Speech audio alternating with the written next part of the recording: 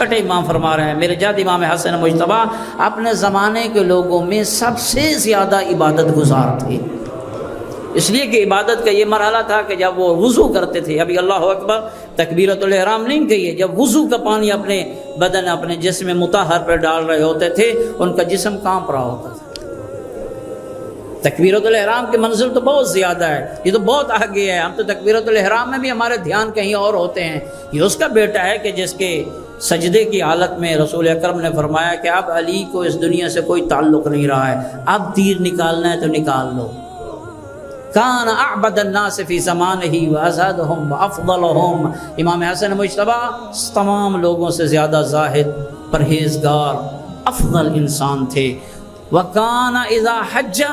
حج ماشیاً، فرماتے ہیں چھٹے امام کہ میرے دادا امام حسن مجتبیٰ نے جب حج کی ہے، وکان اذا حج حج ماشیاً، ایک